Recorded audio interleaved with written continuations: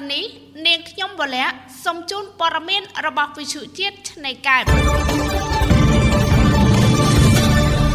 សូមជូនមេត្តាព័ត៌មានសូមពាក់ខ្សែក្រវ៉ាត់សុវត្ថិភាពជានិច្ចពេលបើកបររថយន្តស្លាប់4នាក់និងរបួស5នាក់ក្នុងគ្រោះថ្នាក់ចរាចរណ៍ទូទាំងប្រទេសថ្ងៃទី10ខែមីនាម្សិលមិញក្រុមអ្នកចរចាអ៊ីស្រាអែលទៅកាន់កាតាសម្រាប់កិច្ចចរចាបិទឈប់បាញ់នៅហ្គាហ្សាគណៈភាគីចំនួនបន្តខ្វែងគំនិតគ្នា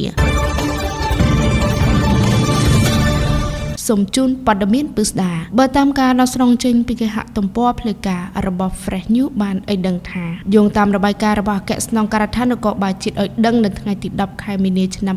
2025មានករណីគ្រោះថ្នាក់ចរាចរណ៍នៅទូទាំងប្រទេសកាត់ឡើងចំនួន6លើកបណ្ដាលឲ្យមនុស្សស្លាប់4នាក់និងរបួស5នាក់ប្រភពព័ត៌មានដដែលបញ្ជាក់ថាមូលហេតុដែលបណ្ដាលឲ្យកាត់មានគ្រោះថ្នាក់ចរាចរណ៍រួមមានល្បឿនមិនគ្រប់សិទ្ធិមិនប្រកាន់ស្ដាំបាត់គ្រោះថ្នាក់និងប្រជែង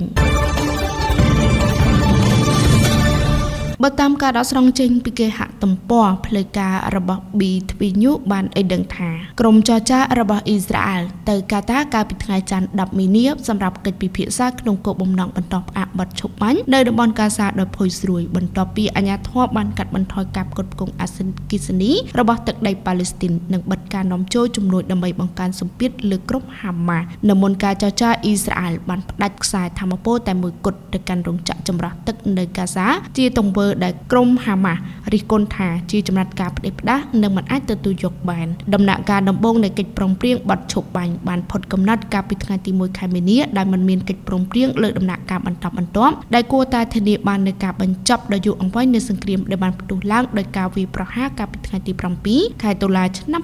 2023ពីសំណាក់ក្រុមហាម៉ាស់លើអ៊ីស្រាអែលសម្លាប់មនុស្សជាង 1000 នាក់មានការខ្វែងគំនិតគ្នាអំពីរបៀបបន្តបទឈប់បាញ់ក្រុមហាម៉ាស់ចង់បានការចរចាភ្លាមនៅដំណាក់កាលបន្ទាប់ប៉ុន្តែអ៊ីស្រាអែលចង់បន្តដំណាក់កាលទី1ក្រុមហាម៉ាស់បានចោទប្រកាន់អ៊ីស្រាអែលពីបទបដិសេធលើកិច្ចព្រមព្រៀងបទឈប់បាញ់ដោយនិយាយនៅក្នុងសេចក្តីថ្លែងការណ៍មួយកាលពីថ្ងៃច័ន្ទថាអ៊ីស្រាអែលបដិសេធមិនចាប់ផ្ដើមដំណាក់កាលទី2ដែលបង្ហាញពីចេតនារបស់ខ្លួននៅក្នុងការគេចវេះនិងធ្វើឲ្យជប់គាំងមន្ត្រីអ៊ីស្រាអែលមួយរូបបានប្រាប់សារព័ត៌មាន AFP ថាក្រុមការងារចរចារបស់ប្រទេសនេះបានចាក់ចេញទៅក្រុងដូហារបាយការណ៍ប្រព័ន្ធផ្សព្វផ្សាយបាននិយាយថាគណៈប្រតិភូត្រូវបានដឹកនាំដោយមន្ត្រីជាន់ខ្ពស់មួយរូបមកពីទីភ្នាក់ងារសន្តិសុខក្នុងស្រុកស៊ីនបេតភាពតានតឹងកើនឡើងជាថ្មីខណៈដែលអ៊ីស្រាអែលជំរុញក្រុមហាម៉ាស់ទទួលយកការបន្តបទឈប់បាញ់ដំណាក់កាលទី1ក្រុមនេះចង់ចាប់ផ្ដើមការចរចាភ្លាមលើដំណាក់កាលទី2នៃបទឈប់បាញ់ដែលនឹងមើលឃើញការដោះលែងចំណុចខ្មាំងនៅសេសសល់ពីអ៊ីស្រាអែល